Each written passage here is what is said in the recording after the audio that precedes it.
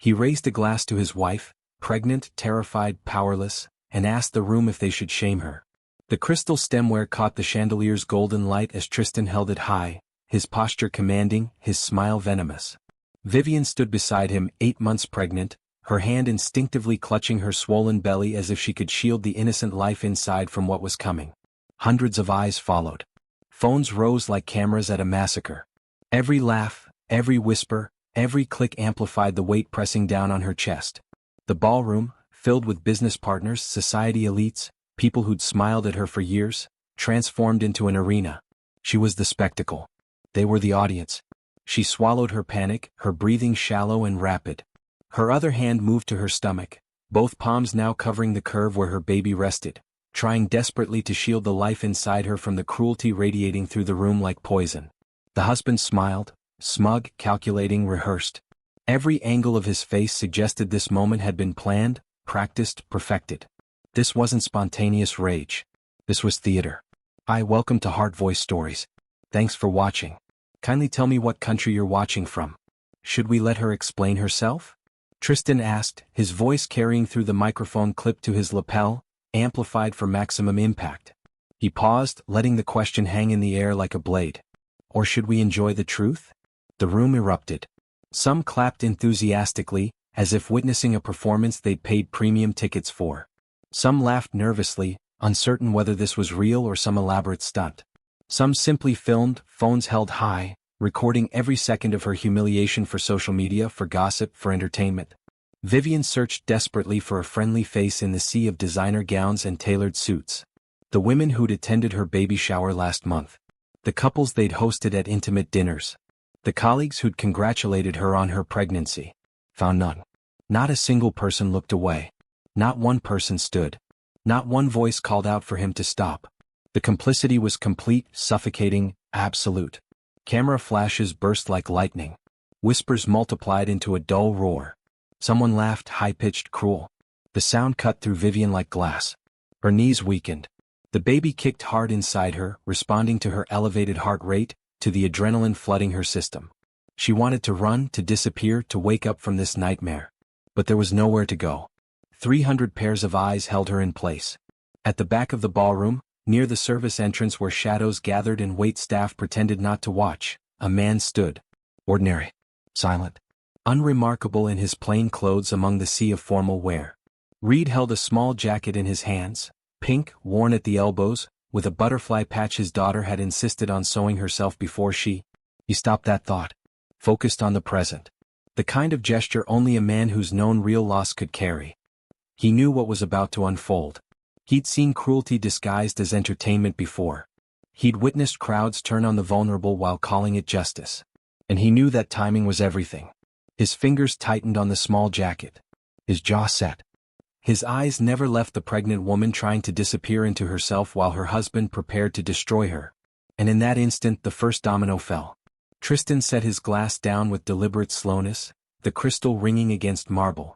He turned to face Vivian fully, his back to the audience now, playing to the cameras that circled them. He began his speech.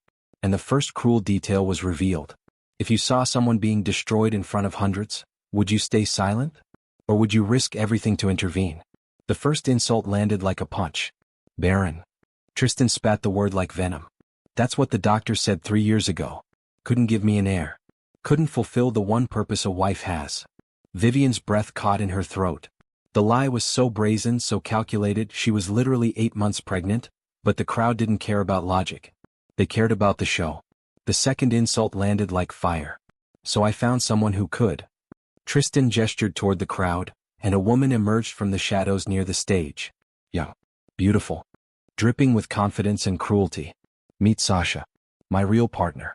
The woman who actually understands what it means to support a man's ambitions. The crowd laughed louder. Not nervous anymore. Fully committed now. This was entertainment. This was scandal. This was content. Phones lifted higher, recording from every angle. The laughter multiplied, sharp, cutting, infectious. Someone shouted, "Finally! A man who tells the truth." Another voice, "She had it coming." Vivian's world tilted. Her vision blurred with tears she refused to let fall. The mistress stepped forward, smiling like a predator who'd cornered wounded prey. She wore a silver gown that caught the light with every calculated movement. Her heels clicked against marble, each step deliberate, theatrical, designed for maximum impact. Sasha stopped inches from Vivian, looking down at her belly with mock sympathy. 8 months along and still so defiant, she said, her voice carrying through Tristan's microphone. Phones recorded every syllable. Cameras zoomed in on Vivian's face, capturing the exact moment her composure shattered. Still pretending you matter. Still believing anyone here sees you as anything other than... What did Tristan call it? Oh yes, a failure. The applause was deafening. The pregnant woman whispered, please, barely audible, the word drowned completely by the clapping, the laughter, the celebration of her destruction. No one stepped in. Not the women who'd held her hand during early pregnancy scares. Not the men who'd called Tristan their best friend. Not the event coordinator who'd helped plan her baby shower. The room's complicity became suffocating. Every phone raised. Every smile exchanged. Every laugh shared. They weren't just witnesses, they were participants. Accomplices. Executioners. Every gesture, every smirk from the husband told her the same brutal truth. This is deserved. Vivian's hands trembled on her belly. The baby kicked frantically, sensing her distress. She wanted to scream, to defend herself, to tell them the truth, but her voice was gone. Stolen by shock. Paralyzed by betrayal. At the back the man tensed. Reed's knuckles went white around the small jacket he held. He remembered hospital lights, cold, fluorescent, merciless. Monitors beeping their countdown. Promises whispered to tiny hands that trusted him completely. Daddy's here. Daddy won't leave. Daddy will protect you. Promises he couldn't keep. His daughter's hand had gone slack in his at 3:47 a.m. on a Tuesday. 6 years old. Leukemia. He'd stood there, frozen, unable to save her. Unable to fight the unfairness of the universe. He didn't move yet. Not yet. He knew when the moment demanded intervention, timing mattered. Rush in too soon and security would remove him before he could help. Wait too long and... Tristan raised his hands, silencing the crowd like a conductor. So here's what we'll do, he announced, his voice booming with false camaraderie. I'm going to let you decide her fate. Should we forgive her delusions? Should we pity her? Or should we call this what it really is? He paused for effect. A woman who needs to learn her place? The crowd roared its approval. And everyone watching held their breath. Would you forgive someone who humiliated you publicly? Or is some betrayal simply unforgivable? He turned to the crowd. Tristan's eyes swept across the ballroom, making deliberate eye contact with his most influential guests. The investors. The board members. The social media influencers who'd make this go viral by morning. She failed me, he announced. The words hung in the air like an executioner's blade. Every syllable carefully engineered to humiliate. Every consonant sharpened to cut deeper. This wasn't confession, this was performance art. Failed me as a wife. Pause. Let it sink in. Failed me as a partner. Pause. Watch them lean forward. Failed me as a woman. The final pause stretched impossibly long. Phones filmed from every angle. The lighting crew, somehow prepared for this moment, adjusted spots to ensure perfect clarity. This wasn't spontaneous. This was orchestrated. Rehearsed. Planned down to the second. Laughter erupted, louder now, emboldened by permission. If Tristan could say it, they could laugh at it. Complicity felt safer in numbers. Vivian's legs trembled. She locked her knees to keep from collapsing. Both hands pressed against her belly, feeling her baby's rapid movements. The child inside her was restless, agitated, responding to her skyrocketing cortisol levels. Sasha circled Vivian slowly, like a shark sensing blood. The mistress's silver gown shimmered under the lights, her red lips curved in theatrical sympathy. Should I tell them? Sasha asked Tristan, her voice dripping with false concern. About the pregnancy? The crowd gasped. This was the moment they'd been waiting for. The twist, the revelation, the scandal that would make this video clip go viral. Tell them, Tristan encouraged, nodding magnanimously. Sasha turned to face the audience, her hand dramatically placed over her heart. This baby? She gestured at Vivian's belly with mock tenderness. She tried to trap him. Got pregnant to force him to stay. Classic manipulation. Oldest trick in the book. The lie was so outrageous, so transparently false. They'd been married 6 years, planned this pregnancy together, celebrated at the doctor's office when they saw the heartbeat, but truth didn't matter here. The crowd gasped, hungry for the scandal. Phones zoomed closer. Someone shouted, I knew it. Another voice, gold digger. Sasha continued, warming to her performance. And when Tristan found real love, she placed her hand on her own flat stomach, the implication clear. She got desperate. Started making accusations. Threatening him. Playing the victim. More gasps. More whispers. More phones recording. She even, Sasha's voice dropped to a conspiratorial whisper that the microphone amplified perfectly, tried to ruin his business deals. Told his partners lies about his character. About us. All because she couldn't accept that he'd moved on to someone better. The crowd erupted in supportive applause for Sasha. For Tristan. For the narrative that made them feel justified in their cruelty. Vivian froze. Each word, each invented betrayal, each manufactured crime against her landed like physical blows. She couldn't defend herself. Couldn't scream the truth. Could only stand there, protecting the child inside her belly, absorbing every blow. Her silence was mistaken for guilt. See. Tristan spread his arms wide. Even now she won't deny it. Because she can't. At the back of the ballroom, Reed's jaw tightened. His fingers crushed the small jacket he held. The butterfly patch, the one his daughter had sewn with such pride, wrinkled under his grip. This wasn't about Vivian anymore. This wasn't about Tristan or Sasha or the crowd's entertainment. This was about the innocence they were both silently defending. His daughter, gone too soon, who'd never hurt anyone.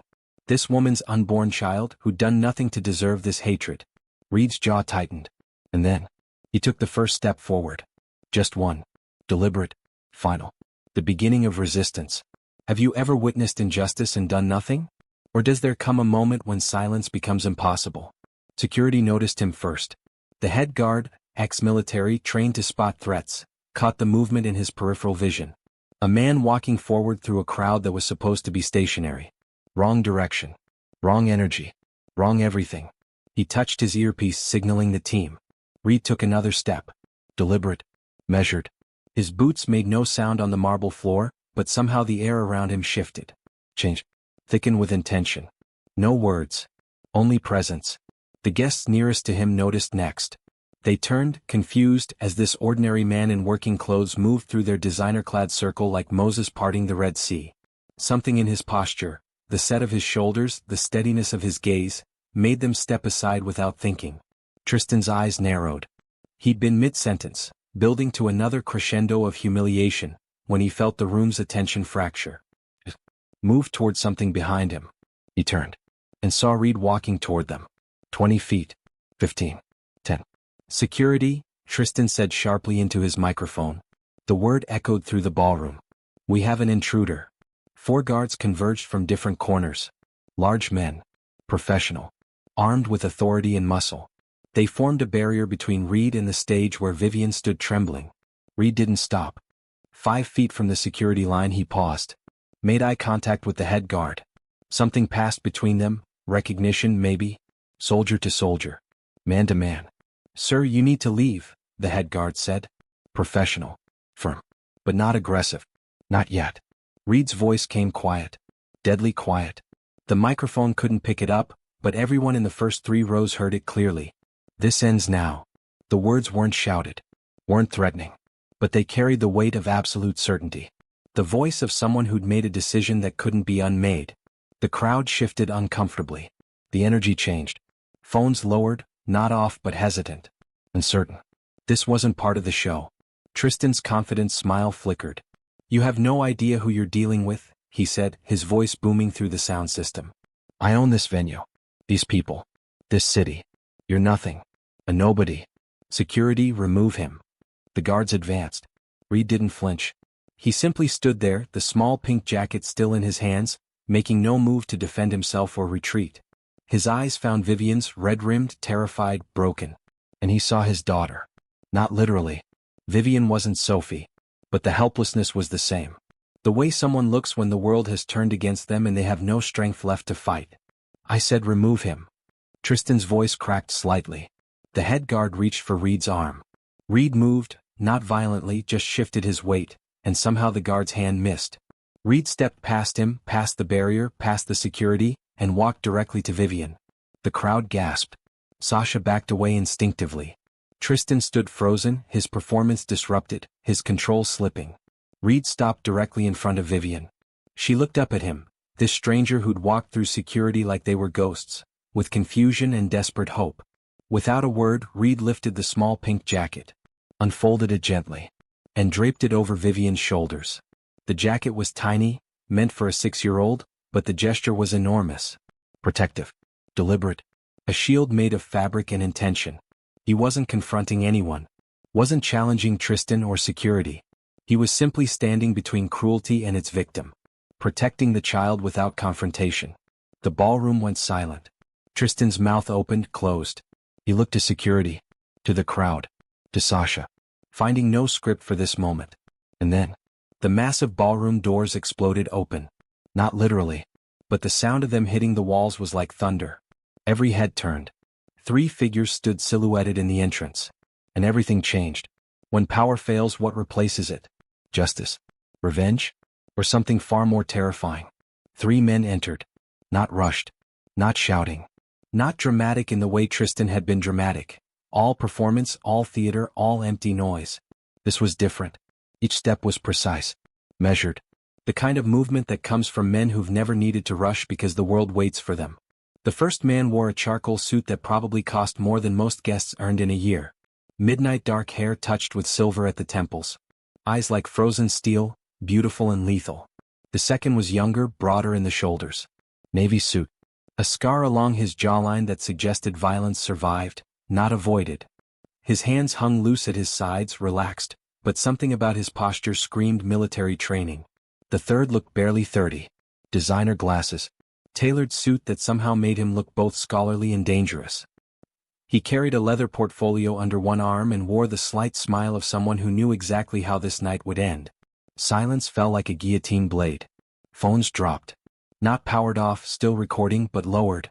Forgotten. The guests who'd been laughing seconds ago now stood frozen, champagne glasses halfway to lips, conversations dying mid-syllable. Laughter stopped. Completely. The shift was so sudden it felt supernatural. The 3 men walked down the center aisle. The crowd parted instinctively, bodies moving before brains processed the command. No one wanted to be in their path. No one wanted to be noticed. Security didn't move. The head guard took one look at the lead man's face and touched his earpiece, speaking quietly, urgently. Whatever response he received made him step back. Stand down. Tristan's confident smile had evaporated. He stood on the stage, microphone in hand, suddenly looking small. Exposed. Sasha gripped his arm, her predator's smile replaced with something far more human. Fear. The 3 men stopped at the base of the stage. Close enough that everyone could see them clearly now. Close enough that their presence felt like pressure against the chest. The oldest one looked up at Vivian. His expression softened, just for a moment, before returning to granite. Then he spoke. We're here for our sister. The words weren't loud. Calm. Controlled. Devastatingly certain. The ballroom's temperature seemed to drop 10 degrees. Vivian's hands flew to her mouth. Tears spilled freely now, not from pain but from something else. Relief. Recognition. Terror and hope tangled together. Xavier? Her voice broke on the name. The man nodded once. Hello, Vivi. Tristan's face went pale. Sister? You said your family was dead. You said. I said many things to protect you, Vivian whispered, finding her voice for the first time all night. I thought if they didn't know about me, they couldn't destroy you for what you'd done. The second brother spoke now, his voice rougher, harder. Turns out, little sister, you were protecting the wrong person. Phones were lifting again now, slowly, carefully. Not to mock. Not to entertain. To document. To witness. Because everyone in this room suddenly understood they weren't watching a scandal anymore. They were watching power. Real power. The husband froze. His microphone hand trembled slightly. All his rehearsed confidence, his calculated cruelty, his performed dominance, it evaporated when faced with men who didn't need to perform anything. The mistress faltered. Sasha's silver gown suddenly looked cheap under the chandelier lights. Her red lips parted, but no words came out. She released Tristan's arm and took one step back. Then another. The crowd realized they were witnessing the arrival of true power. Not the borrowed influence of money or position. Not the temporary authority of social status. This was the kind of power that rewrote rules. Ended careers. Destroyed empires. The youngest brother opened his portfolio. Pulled out a single document. Held it up so the crowd could see official seals, legal letterhead, signatures in dark ink. And then, The ballroom's side doors opened. Quietly. No drama. No announcement. Men in dark suits entered. Federal badges visible on their belts. Lawyers in their wake carrying briefcases. 2 police officers, uniformed, positioned at exits. Authorities. Lawyers. Justice itself walking through the door. The tension didn't just skyrocket. It detonated. When the powerful fall, do they fall alone? Or do they take everyone who stood by and watched? The crowd assumed she had no family. For 6 years, that's what Tristan had told everyone. She's alone in the world, he'd say with practiced sympathy. No parents, no siblings. Just me. That's why she's so dependent. The guests had believed it. Pitted her, even, in that distant way wealthy people pity those with less. Poor Vivian. No family. No support. No one but her husband. They'd been wrong about everything. The youngest brother, the one with designer glasses and that dangerous smile, stepped forward. He opened his portfolio wider, pulling out document after document. Each one stamped, sealed, certified. "My name is Julian Castellano," he announced, his voice carrying despite no microphone. The room was that silent. "Corporate attorney. These are my brothers. Xavier Castellano, CEO of Castellano Industries, and Lorenzo Castellano, former Special Forces, current head of our family security operations." The Castellano name hit like a shockwave. Castellano Industries. Everyone knew it. International conglomerate. Real estate. Technology. Pharmaceuticals. The kind of wealth that didn't need to be flaunted because everyone already knew. Forbes estimated their combined net worth at $73 billion. Tristan's legs visibly weakened. Julian continued, calm and clinical. "6 years ago, our sister Vivian made a choice. She asked us not to contact her. Not to interfere in her life. Not to use our resources or influence on her behalf." He held up a handwritten letter. Even from the back of the ballroom, Vivian's handwriting was recognizable. She wanted to build a life independent of our family's shadow. She wanted to find love that wasn't transactional. Wasn't about money or power or access. Julian's voice hardened. She found Tristan Bennett instead. Xavier spoke next, his steel-gray eyes locked on Tristan. "What we didn't know, what Vivian kept from us, was why she'd really cut contact." He nodded to Julian, who pulled out another document. This one was different. Police reports. Bank statements. Offshore account numbers. "Tristan Bennett," Xavier said, each word precise as a scalpel, "has been running an elaborate money laundering operation through his real estate company for 4 years. Shell companies in the Cayman Islands. Falsified property values. Tax fraud. Wire fraud. Conspiracy." The crowd gasped. Phones trembled in hands that had been recording entertainment seconds ago. "Vivian discovered this 2 years into their marriage," Xavier continued. "And she made another choice. She kept quiet. Protected him. Because she believed he could change. Because she'd promised for better or worse." Vivian's tears fell freely now. The weight she'd carried for 4 years, the knowledge, the fear, the constant terror that speaking up would destroy the man she'd loved, finally released. Lorenzo, the scarred brother, spoke for the first time. His voice was granite. "She protected you, Bennett.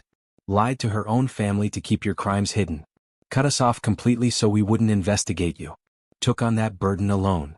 But then," Julian held up a final document, "she got pregnant." The crowd leaned forward collectively. "And Vivian realized," Julian said softly, "that she couldn't raise a child in a home built on lies. Couldn't teach her baby that love means covering up crimes. Couldn't stay silent anymore. The pregnancy made silence impossible." Reed stood at the back, still holding the small jacket draped over Vivian's shoulders. He watched her release tears she'd held back for months, years maybe. Tears of relief. Of guilt. Of grief for the life she'd tried to build and the truth she could no longer deny. The federal agents moved forward. Not rushing. Just positioning. Surrounding. One of them, badge clearly visible, stepped onto the stage. "Tristan Bennett," the agent said formally, "we have questions regarding financial irregularities in your business operations. You're not under arrest at this time, but we strongly suggest you cooperate." Tristan looked around wildly. At Sasha, who'd backed away completely now. At his guests, who refused to meet his eyes. At security, who stood frozen. At Vivian, who watched him with something worse than hatred. Pity. The authorities prepared to act. And Tristan Bennett's fate hung uncertain in the balance. Would you sacrifice everything to protect someone you loved? Or does love have limits that even loyalty can't cross? The husband's empire didn't crumble overnight. That's what made it worse. If it had collapsed in one spectacular moment, handcuffs, perp walk, cameras flashing, there would have been a certain mercy in it. A clean end. Quick death. But that's not how true destruction works. It unraveled piece by piece. The first thread pulled was his bank accounts. Xavier made one phone call, didn't even raise his voice, and by morning Tristan's primary accounts were frozen pending investigation. Not seized. Not emptied. Just inaccessible. The second thread was his business partners. The men who'd laughed at his jokes, closed deals over whiskey, called him brother. Their lawyers sent identical emails within 48 hours. Effective immediately, we are dissolving our partnership with Bennett Properties. Legal proceedings to follow. No explanations. No negotiations. Just exits. The third thread was subtler. Sponsors disappeared. The country club where he'd hosted this disaster? Membership revoked, effective immediately. The charity boards he'd served on for prestige? Resignations quietly accepted. The social invitations that had filled his calendar? Silence. Within a week, Tristan's carefully constructed world was gone. And Sasha, his mistress, the woman who'd smiled like a predator and called Vivian desperate, she left on day 3. No dramatic goodbye. No explanation. She simply packed the designer bags he'd bought her, took the jewelry, and vanished. Her apartment, the one he'd been paying for, was empty by Thursday. Her phone number disconnected by Friday. She'd never loved him. She'd loved what he represented. Status. Access. Power. When those evaporated, so did she. The ballroom had emptied hours after the brothers arrived. Guests slipped away in clusters, deleting photos, untagging themselves from social media posts. No one wanted to be associated with the night Tristan Bennett fell. Phones stopped recording. Not because the story wasn't interesting anymore, it was going viral across 6 platforms, but because no one wanted evidence they'd been there. Had laughed. Had participated. The federal investigation moved slowly. Methodically. They didn't need to rush. The Castellano family had handed them 4 years of meticulously documented crimes. Shell companies. Forged signatures. Money trails across 7 countries. Building a case took time, but conviction was inevitable. Reed remained. After the brothers escorted Vivian out, Xavier's arm around her shoulders, Lorenzo clearing a path through lingering reporters, Julian already on his phone with medical specialists, Reed stayed in the ballroom. He stood near the back, calm, watching Tristan sink into a chair on the now empty stage. The microphone still clipped to his lapel, forgotten. The light still blazing down on him, harsh and unforgiving. Guarding nothing anymore. Just bearing witness. Security had left. The catering staff cleaned up in silence, avoiding eye contact. The event coordinator scrolled through her phone, probably updating her resume. Justice wasn't loud. Wasn't dramatic. Wasn't the explosive confrontation movies promised. Justice was relentless. Patient. Inescapable. It was accounts that wouldn't unfreeze. Partners who wouldn't return calls. Lawyers who quoted fees he couldn't pay. Friends who suddenly didn't recognize his number. It was waking up each morning to discover another piece of his life had disappeared overnight. Tristan sat there for hours. Reed watched him realize, piece by piece, that no one was coming. No one would help. The empire he'd built on arrogance and cruelty had been constructed on sand, and the tide had finally come in. Around midnight, Reed finally moved. He walked past Tristan without a word, heading toward the exit. Wait, Tristan's voice cracked. Why did you help her? Reed stopped, turned, looked at the broken man who'd orchestrated his own destruction. Because someone had to, Reed said simply. Then he left. And for the first time in his life, Tristan Bennett was completely, utterly alone. When everything you built collapses, what remains? Your character or your excuses? Hospitals replaced ballrooms. The transition was jarring. One night Vivian stood under crystal chandeliers, drowning in cruelty and camera flashes. The next morning she woke to pale blue walls, the steady beep of monitors, and silence so complete it felt like a different universe. Soft voices replaced microphones. Nurses spoke in whispers. Doctors explained test results with gentle patience. Even Xavier, whose voice had commanded boardrooms and silenced opponents, spoke quietly when he entered her room, as if afraid loud sounds might shatter her completely. The baby's fine, he said, pulling a chair beside her bed. Heartbeat strong. No signs of distress from the stress hormones. You're going to be okay, Vivi? She cried then. Not the silent, swallowed tears from the ballroom. Real sobs that shook her whole body, releasing 6 years of fear and 4 years of secrets and 1 night of public destruction.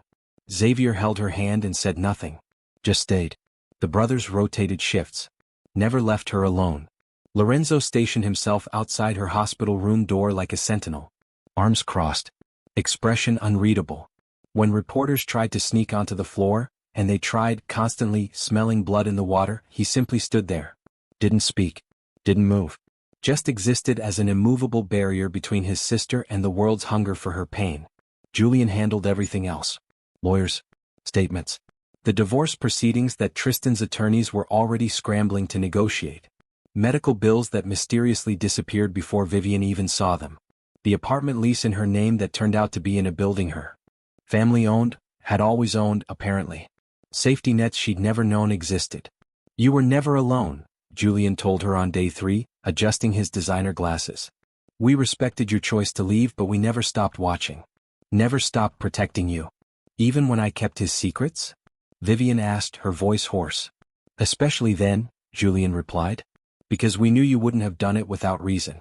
We trusted you. We just waited for you to trust us back. On day 5, Reed visited. He appeared in the doorway awkwardly, holding a small bouquet of supermarket flowers. Nothing fancy, just daisies and baby's breath wrapped in cellophane. So different from the elaborate arrangements that filled her room from Xavier's corporate contacts and Lorenzo's military friends and Julian's legal associates. I hope this is okay, Reed said, hesitant. The nurses said you were accepting visitors. Of course. Vivian smiled, genuinely smiled, for the first time in days. Please come in. Reed entered slowly, uncomfortable in the space between beeping machines and sterile equipment. He set the flowers on the windowsill, then stood there, hands in his pockets, unsure what to say. Thank you, Vivian said simply. For what you did. I didn't do anything special, Reed interrupted quietly. Just what anyone should have done. But no one else did. Reed nodded. Accepted that truth without pride or judgment.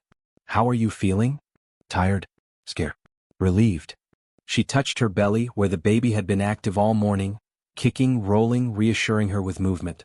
But mostly, free. Reed understood. He'd felt that same strange combination after his daughter passed. Grief and liberation tangled together. The weight of hopeless vigil finally lifted, replaced by the different weight of moving forward. He wasn't a hero. Just a witness to survival.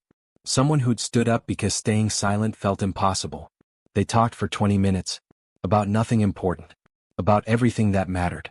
About his daughter Sophie who'd loved butterflies. About Vivian's baby who still needed a name. When Reed left, Vivian felt lighter. The nurse came in for evening checks. Pressed the Doppler to Vivian's belly. And there it was. Whoosh whoosh. Whoosh whoosh. The baby's heartbeat. Steady and strong. Life continuing. Persisting. Thriving despite everything. After surviving the worst moment of your life, what do you do next? Rebuild? Or start completely new? Strength isn't yelling. Vivian learned this in the weeks that followed.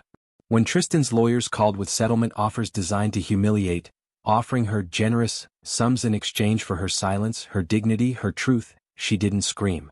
Didn't curse. Didn't give them the emotional reaction they expected. She simply said, "No thank you," and handed the phone to Julian. The lawyers never called again. Strength isn't revenge. She could have destroyed Tristan completely. The Castellano family had the resources, the connections, the power to erase him from existence. Xavier offered once, his voice calm but his eyes cold. Say the word, Vivi. We can make sure he never works again. Never shows his face in public. Never. No, Vivian interrupted gently. Let the law handle it. Let his choices handle it. I don't need to become cruel to prove I survived cruelty. Xavier had nodded slowly, something like pride crossing his features. Strength is standing quietly, waiting for the right moment to act. That's what she'd done for 4 years. Watching. Learning. Gathering the courage not to explode but to finally speak. To protect her child by refusing to raise them in lies.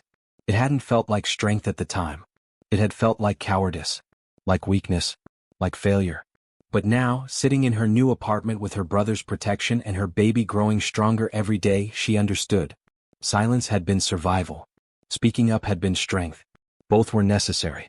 Both were valid. The pregnant woman learned this lesson in her bones, in her blood, in the quiet moments between heartbeats. Reed returned to his life. He went back to his construction jobs, his early morning alarm clocks, his daughter's memory that lived in butterfly patches and pink jackets. Back to being ordinary, unremarkable. Just another working man in a city full of them. But something had shifted. His coworkers noticed it first. "You seem different," one said over lunch. "Can't put my finger on it." Reed couldn't explain it. He'd walked into a ballroom to drop off catering supplies and walked out having faced down security and billionaires and his own grief. He hadn't saved anyone. Vivian's brothers had done that. He just stood up. And somehow that changed everything. Transformed but unchanged. Still Reed. Still carrying his daughter's memory. Still working the same jobs, living the same life. But no longer wondering if speaking up mattered. He knew now. It did. The guests from that night faced their own reckonings.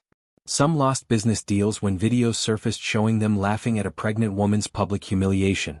Others found themselves quietly removed from social circles, their complicity remembered. The woman who'd shouted, "Gold digger," lost her position on 3 charity boards when sponsors saw the footage. The man who'd filmed and posted it first saw his company's stock drop 18% in a week. Bad PR, investors said. Toxic association. Not everyone faced consequences. Some deleted evidence and moved on. Some claimed they'd been uncomfortable the whole time, but didn't know what to do. But enough people were affected that the night became a cautionary tale. A reminder that silence has a price. That standing by while cruelty unfolds makes you part of it. That sometimes the cost of doing nothing exceeds the risk of doing something. Years later, people would still reference the Bennett incident in hushed tones. Business ethics classes used it as a case study. Social media influencers analyzed what went wrong. And somewhere in all that noise, the lesson persisted. Power humiliates for entertainment. Strength protects without asking for applause. What would you choose to be remembered for? The moment you stayed silent or the moment you refused to? Years later, people remember the night. Not the way you'd expect. They don't remember the designer gowns or the crystal chandeliers or the social media spectacle that trended for 3 weeks straight. They don't quote the cruel words or replay the viral clips that accumulated 400 million views across platforms. Those details faded. Became noise. Background static in the endless scroll of human cruelty turned entertainment. What they remember is different. They remember one man stood. A construction worker who had no reason to get involved.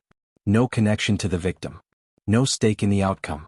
Just someone who saw cruelty unfolding and decided that silence was no longer an option. Reed never gave interviews. Never capitalized on his moment. Never wrote a book or started a podcast or launched a speaking career. He went back to his ordinary life, carrying his daughter's memory in pink butterfly patches and quiet dignity. But people remembered him. The way he walked through security like they were ghosts. The way he draped a child's jacket over a pregnant woman's shoulders. Protection without violence, strength without cruelty. They remember 3 brothers waited. Xavier, Lorenzo, and Julian Castellano could have intervened immediately. Could have destroyed Tristan Bennett the moment Vivian contacted them. Could have wielded their billions like a weapon from the first insult. Instead they waited. Gave Reed his moment. Let an ordinary man show the room what courage looked like before power ever entered the conversation. That restraint, that understanding that timing mattered more than dominance, taught more than any dramatic entrance ever could. They remember a child was protected. Not saved. Not rescued. Protected. Because Vivian's baby, a boy she named Phoenix for rising from ashes, grew up knowing his mother chose his safety over her own comfort. Chose honesty over security. Chose his future over her past. He never met his biological father. Tristan Bennett served 4 years for financial crimes, was released to obscurity, and disappeared into the kind of anonymous poverty he'd once mocked others for experiencing. Phoenix grew up with 3 uncles who taught him that power without character is just noise. With a mother who taught him that strength is knowing when to speak and when to stand firm. With stories of a construction worker named Reed who proved that heroism doesn't require a cape or a stage. Just presence. Just choice. Just one person refusing to stay silent. The lessons crystallized over time the way all profound truths do. Power humiliates for entertainment. It needs an audience to feel real, needs validation to feel justified, needs applause to mask its emptiness. Strength protects without asking for credit. It acts because action is necessary, not because recognition is guaranteed. It shows up in work boots and worn jackets, in quiet voices and steady hands. Silence is deadly. Not the silence of contemplation or peace. The silence of complicity. The silence of watching cruelty unfold and choosing comfort over courage. The silence of 300 people who could have spoken up but didn't, because someone else's suffering was easier to witness than challenge. That night in the ballroom taught one final lesson. You will be remembered for what you did when it mattered most. So here's my question for you. If you were in that room, who would you have been? The crowd that filmed? The person who walked away? Or the one who stood up? Drop your answer in the comments. Hit that like button if this story moved you. Share it with someone who needs to hear that courage doesn't always roar. Sometimes it whispers, "This ends now." And subscribe to Heart Voice Stories, because every week we bring you real tales of ordinary people making extraordinary choices. Stories that remind you that heroes don't need capes. They just need conscience. See you in the next one. Stay strong. Stay kind. And never stay silent when it matters.